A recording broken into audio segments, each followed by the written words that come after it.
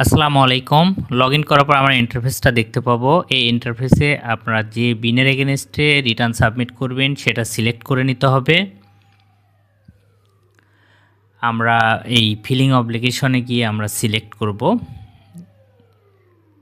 তারপর আমরা দেখতে পাচ্ছি 1 মাসের রিটার্ন সাবমিট করা হয়নি, নট ফাইল, আমরা সেখানে সিলেক্ট করব। সিলেক্ট করার পর আমরা এই ফর্মটি দেখতে পাবো। এই ফর্মে আমাদের যাবতীয় তথ্য দিয়ে রিটার্নটা পূরণ করতে হবে।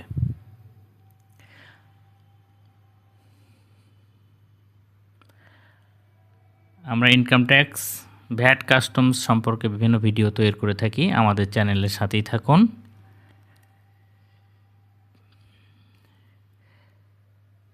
তারপর আপনারা যারা জিআই ওয়্যার, তার কাটা, টোপ কাটা, screw, nut bolt, electric pole fittings বিভিন্ন পণ্য প্রোডাকশন করে থাকেন, তাদের জন্য আমি এই রিটার্নটা কিভাবে পূরণ করতে হয় সেটা আপনাদেরকে দেখাবো।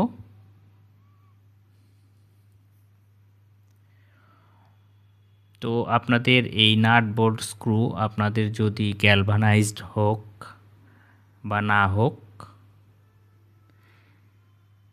সব ধরনের নাট বোল্ট জিআই ওয়্যার তার কাটার জন্য এই রিটার্নটা আমি পূরণ করে আপনাদেরকে দেখাবো।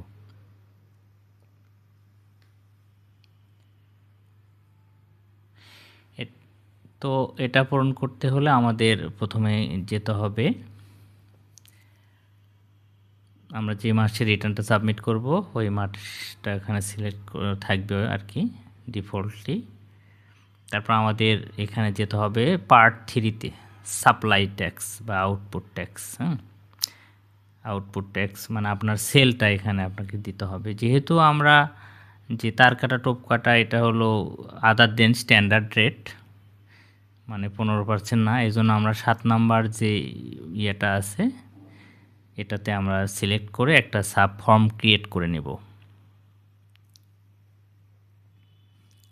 তো সাব ফর্ম ক্রিয়েট করার পর এখানে অ্যাড করে নিতে হবে আমাদের। তো আমরা অ্যাড করে নিলাম।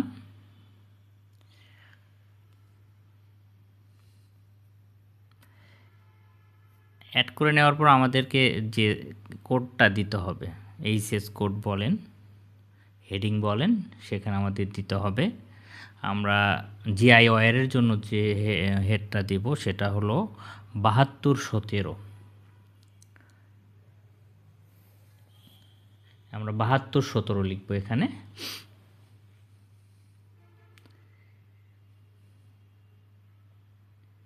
তারপর আমরা সার্চ করব। এই যে সার্চ করার পর আমরা দেখতে পাচ্ছি 2019 সালে এই ভ্যাট রেটটা দেওয়া আছে 5%, এরপরে আর চেঞ্জ হয়নি। তো আমরা সেটা সিলেক্ট করলাম। তারপরে দেখেন এখানে জিআই ওয়্যার চলে আসছে, ঠিক আছে। তো এখানে আপনি জিআই ওয়্যারটা এখানে লিখবেন বা কপি করে এখানে লিখবেন যে জিআই ওয়্যার আমি লিখলাম।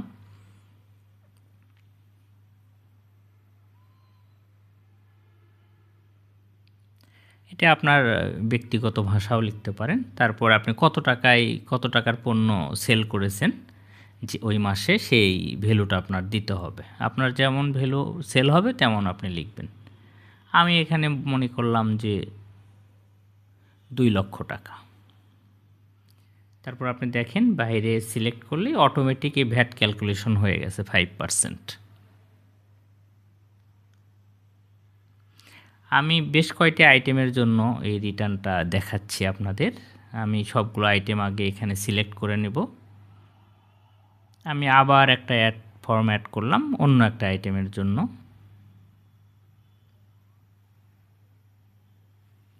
তার কাটা বা টোপ কাটা যেটা আছে আমরা প্রোডাকশন করি, তার আমাদের হেডিং হলো 7317। আমরা এখানে লিখব 7317। আগের মতো আমরা সার্চ দেব।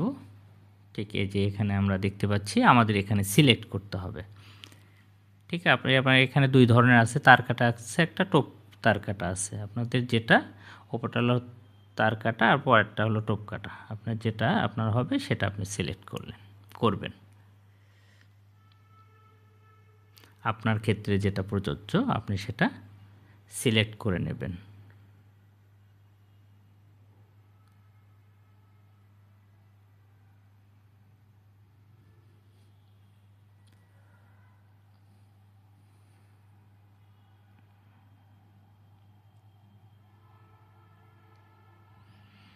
তারপরে আপনি ওটা লিখবেন যে আপনার কি তার কাটা নাকি টোপ কাটা, এটা লিখলেন তার কাটা বা টোপ কাটা, বা আপনার ওখানে হেডিং যেটা আছে সেটা আপনি যেটা খুশি সেটা লিখতে পারেন। এখানে আপনার ওপেন ফ্লোর হিসেবে কাজ করে, আপনি যেটা লিখবেন হবে আপনার পণ্যের সাথে রিলেটেড যেটা সেটা লিখবেন।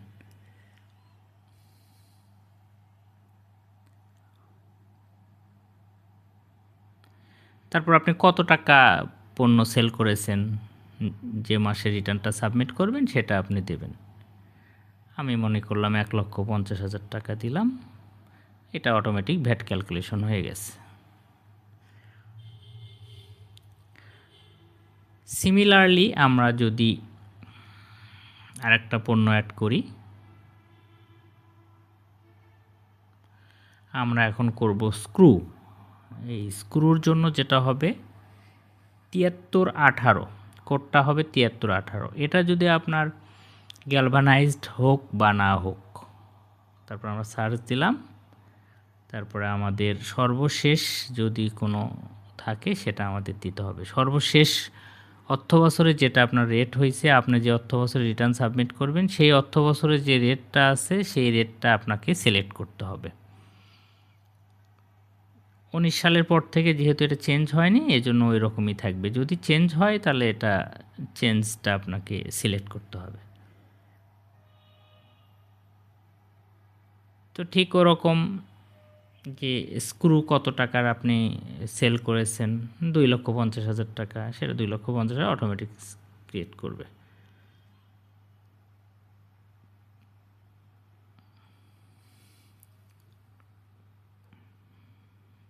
বিভিন্ন ধরনের স্ক্রু হতে পারে, সেটা যে কোনো ধরনের কোটেড হতে পারে, নন কোটেড হতে পারে। তো এরপরে আমরা যেটা করব আর একটা আইটেম,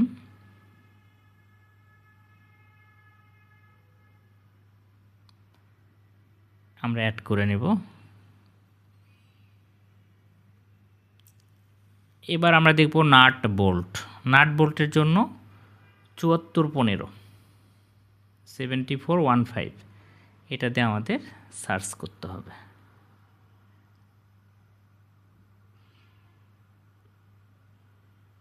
তো আমাদের যেটা আছে এটা সিলেক্ট করতে হবে, যে অর্থ বছরের জন্য প্রযোজ্য সেটা দিতে হবে। তারপর আপনার ভ্যালু কত, আপনি সেই ভ্যালুটা দিয়ে দিলাম। আমরা মনে করলাম যে ভ্যালু হলো 3 লক্ষ টাকা আমার সেল হয়েছে, সেটা আমি এখানে দিয়ে দিলাম। অটোমেটিক ক্যালকুলেশন হয়েছে।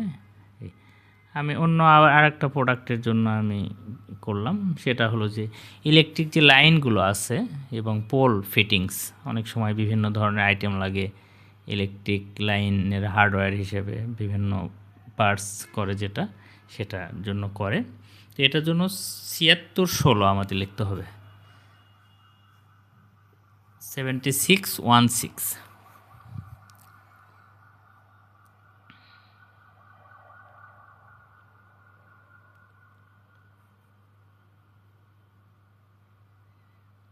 এই নাট বোল্ট কিন্তু এমএস স্টিল দ্বারা তৈরি, ঠিক আছে, যে কোনো একটা হতে হবে। তারপর আমাদের সর্বশেষ অর্থ বছরে যেটা আছে আমাদেরকে সেটা এখানে সিলেক্ট করতে হবে। তো আগের মতো সেম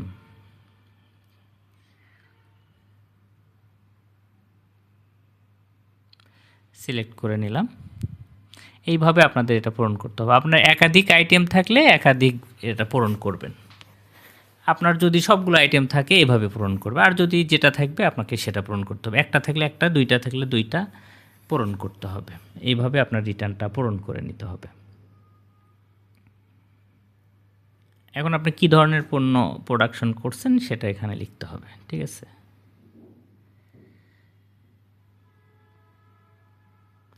কত টাকা আপনি সেল করেছেন, মনে করলাম 4 লক্ষ টাকা। আপনার যেটা হবে সেটা, এটা অটোমেটিক ক্যালকুলেশন হয়ে গেছে।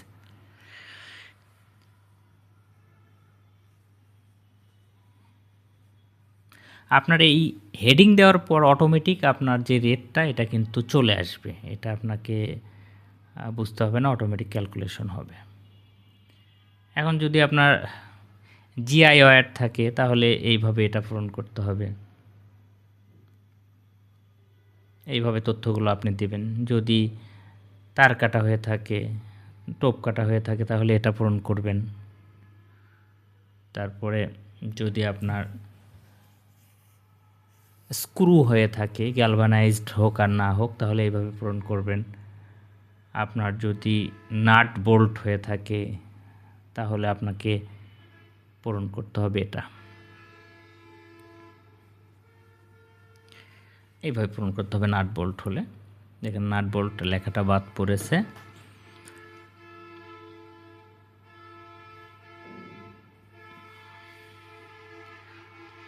তারপর আপনার যদি ইলেকট্রিক পোল হার্ডওয়্যার হয় সেটা আপনি এইভাবে পূরণ করবেন। এই হেডিংগুলো আপনারা ইউজ করবেন, তাহলে অটোমেটিক ক্যালকুলেশন হবে। তো আপনার তো সব আইটেম নাও থাকতে পারে, একটা প্রতিষ্ঠান তো সব ধরনের আইটেম করে না। আমি জাস্ট আপনাদেরকে বোঝানোর জন্য সবগুলো আইটেম এখানে সিলেক্ট করেছি। আপনার যেটা প্রয়োজন আপনারা শুধু সেটা পূরণ করবেন, আর বাকিগুলো পূরণ করার কোনো প্রয়োজন নেই। আপনার যে আইটেমটা আছে আপনি ঠিক সেই আইটেমটা পূরণ করবেন।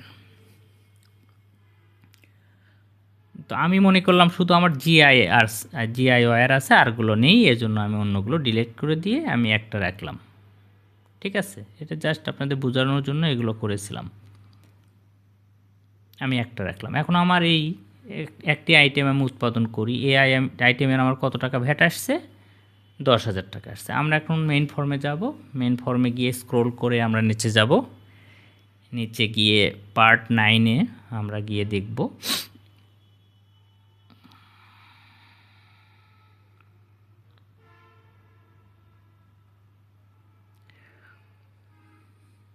পার্ট 9-এ গিয়ে আমাদের যে ভ্যাট আসলো 10,000 টাকা, যে কোনো ব্যাংকে সে টাকাটা আমাদের জমা দিয়ে এসে এই সাব ফর্মে আমাদের তথ্যগুলো পূরণ করতে হবে। প্রথমে ব্যাংকে গিয়ে আপনার ট্রেজারি করতে হবে, সেই ট্রেজারি পূরণ করার পর আপনাকে এই রিটার্নটা পূরণ করতে হবে। তো আমাদের প্রথমে যে রিটার্ন, যে আপনি যে ট্রেজারি চালানটা জমা দিয়েছেন ব্যাংকের, সেই ট্রেজারি চালান নাম্বারটা এখানে দিতে হবে। আমি মনে করলাম আমার ট্রেজারি চালানটা এটা।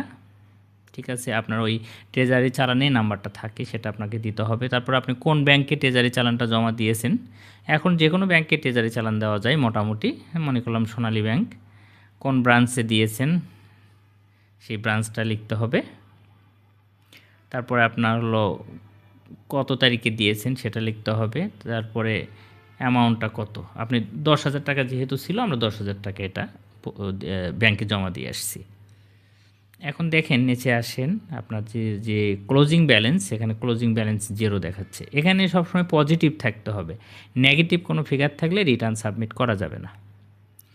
যদি এটা পজিটিভ থাকে তবেই আপনি রিটার্নটা সাবমিট করতে পারবেন। যেহেতু পজিটিভ আছে রিটার্ন সাবমিট হবে। এরপর আমরা সব শেষে আসব। সব শেষে এসে এখানে টিক চিহ্ন দেব, আমরা এটা সিলেক্ট করব। এখানে সিলেক্ট করব। সিলেক্ট করার পর এখানে বলা হয়েছে যে একটা ডিক্লারেশন, যে আমি যে তথ্যগুলো পূরণ করেছি তথ্যগুলো সঠিক। যদি আমি কোনো ভুল তথ্য এখানে ইনপুট দিয়ে থাকি বা ভুল কোনো ডাটা দিয়ে থাকি, তার দায়বদ্ধতা আমার। আমরা এখন একটা চেক দিব। চেক দেওয়ার পর দেখা যাচ্ছে একটা এরর দেখাচ্ছে। আমরা কি এরর দেখতে পাচ্ছি?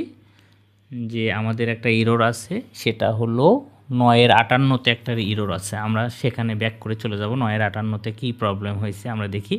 আপনাদের এইভাবে এরর হলে আপনাদের ওখানে দেখবেন যে কোথায় এরর, সেখানে গিয়ে কিন্তু কারেকশন করতে হবে যদি কখনো এরর আসে। তো আমরা যাই সেই 58-তে, আমরা গিয়ে দেখলাম যে এখানে ডেট দেওয়া হয়নি। ব্যাংকের যে ডেট, এই ডেটটা আমরা দিইনি। ঠিক আছে, কত তারিখে আমার ট্রেজারি চালানটা জমা দিয়েছিলাম এটা ডেটটা বাদ পড়েছে। আমরা এই ডেটটা এখানে সিলেক্ট করব। মনে করলাম এই তারিখে আমাদের হয়েছে। আমরা এখন মেইন ফর্মে যাব। তারপর আমরা আবার নিচে গিয়ে পুনরায় চেক দেব। তারপরে আবার চেক দিলাম, দেখেন নো এরর ফাউন্ড আসবে।